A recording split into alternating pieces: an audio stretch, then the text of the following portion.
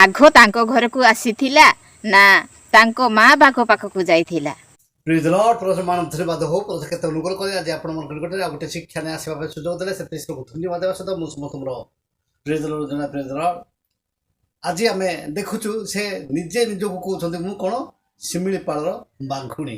ହଁ ସେ ଜାଣିଛନ୍ତି ଯେ କ'ଣ ଗୋଟେ ସ୍ତ୍ରୀଲିଙ୍ଗ ଲାଗିବ ଗୋଟେ ପୁଲିଙ୍ଗ ଲାଗିବ। ସେ ନିଜକୁ ନିଜେ କ'ଣ କହୁଛନ୍ତି ଆପଣମାନେ ଶୁଣନ୍ତୁ। ଆରେ ଓ ହାଲେଲୁୟା ଭାଇ ମାନେ 2 ସପ୍ତାହ ଭିଡିଓ ବନେଇ ନାହିଁ ବୋଲି ଭାବିଲ ମତେ ଧମକେଇକି ଡରା କରେଇଲ। ଆରେ ନାଇଁ ରେ, ମୁଁ ହଉଛି ଶିମିଳିପାଳ ବାଘୁଣୀ। ମୋ ଜନ୍ମ ହେଉଛି ଶିମିଳିପାଳ। ମୁଁ ଶିମିଳିପାଳରେ ଛୋଟ ବେଳେ ବାଘ ବାଘୁଣୀ ମାନଙ୍କ ସହିତ ଖେଳିକି ସେ ହଉଛନ୍ତି କ'ଣ ଜାତୀୟ ପଶୁ ଓକେ ଶିମିଳିପାଳର ବାଘୁଣୀ। କିନ୍ତୁ ଆଉ ଗୋଟେ କହୁଛନ୍ତି କ'ଣ ଯେ ଭାଲୁ ସେ ବାଘ ନୁହେଁ। ଭାଲୁ ସେ କ'ଣ କରିବ, ପ୍ରଥମ ଯଦି ମଣିଷକୁ ଦେଖିଲେ ସେ ଧାଇଁଯିବ, ତାପରେ ଦ୍ୱିତୀୟ ଥର ଆସିଲେ ସେ ଆକ୍ରମଣ କରିବ। ସେଇଟା ଭାଲୁ ବାଘ ନୁହେଁ। କିନ୍ତୁ ସେ କହୁଛନ୍ତି କ'ଣ ମୁଁ ଏବେ 2 ସପ୍ତାହ ଲୁଚିକି ରହିଲା ପରେ ମୁଁ କ'ଣ କରିଛି ବଳ ଧରିକି ଆସିଛି ଆଉ ମୁଁ ଶିମିଳିପାଳର ବାଘୁଣୀ। ହଁ, ତମ ମା ବୋଧେ ସେ ନିଶା ସେବନ କରିକି ବା ନିଶା ପିଇକି ବା ହାଣ୍ଡିଆ ପିଇକି ସେ ଶିମିଳିପାଳରେ ସେ ଖୋଲାମେଲା ହେଇକି ଶୋଇଥିଲେ। ସେଥିପାଇଁ ବୋଧେ ତୋର ବୁଦ୍ଧି ନାହିଁ।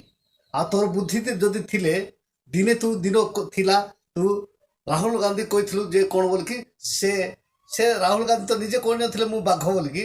ତାଙ୍କ ସମର୍ଥକ ତାକୁ ବାଘ ବୋଲି ଉଚ୍ଚାରଣ କଲାବେଳକୁ ତୁ କଟାକ୍ଷ କରିକି ଯେଉଁ କହିଥିଲୁ ଯେ ସେ ପୁଣି ମାନେ ଆମର ଜାତୀୟ ପଶୁ। ହେଲେ ତୋର 40,000 ଲୋକ ଦେଖିଥିଲେ। କିନ୍ତୁ ଆଜି ସେ ନିଜେ ନିଜକୁ କହୁଛୁ ତୁ ମୁଁ ବାଘୁଣୀ। ତାମାନେ ତୋ ମା ସେ ବାଘମାନଙ୍କ ସହିତ ସହବାସ କରୁଥିଲେ। ସେଥିପାଇଁ ତୋର ବୁଦ୍ଧି କିଛି ନାହିଁ। ହଁ, କଥାରେ ଅଛି ବାଘ ଯଦି ଗର୍ଜନ କଲେ ଯେତେବେଳେ ଖାଇବାକୁ ଯଦି ମିଳିବ ନା ସେ ଗର୍ଜନ ଗୁମ୍ଫାରେ ଥାଇକି ସେ ଗର୍ଜନ କରିବ। କିନ୍ତୁ ଯେତେବେଳେ ଖାଇବାକୁ ପାଇଲେ ସେ ଗର୍ଜନ କରିବ ନାହିଁ। ହଁ, ଆଜି ୟୁଟ୍ୟୁବର ଟଙ୍କା ପାଇନୁ ବୋଲିକି ଗର୍ଜନ କରିକି ବୁଲୁଛୁ, ଗର୍ଜନ କରୁଛୁ କାହାକୁ ଗ୍ରାସିବି କାହାକୁ ଖାଇବି ବୋଲି। ସେଥିପାଇଁ ଆମର ବାଇବେଲରେ ଲେଖା ହେଇଛି ଯେ ଶୟତାନ ସିଂହ ପ୍ରାୟ ଗର୍ଜନ କରି ବୁଲୁଅଛି କାହାକୁ ଗ୍ରାସିବି ବୋଲି। ସେଥିପାଇଁ ତୁମେ କ'ଣ ହବ, ଈଶ୍ୱରଙ୍କ ସନ୍ତାନ ସନ୍ତତି ମାନେ ସାବଧାନ ହୁଅ।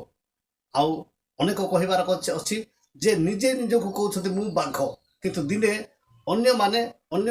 ଅନ୍ୟକୁ କହୁଥିଲେ ଯେ ସେ ବାଘ, ସେ କଥା କହୁଥିଲେ ସେ କ'ଣ ମାନେ ଜାତୀୟ ପଶୁ। ଆଜି ସେ ନିଜକୁ ପଶୁ କହୁଛି ମୁଁ ହେଉଛି ଶିମିଳିପାଳର ବାଘୁଣୀ।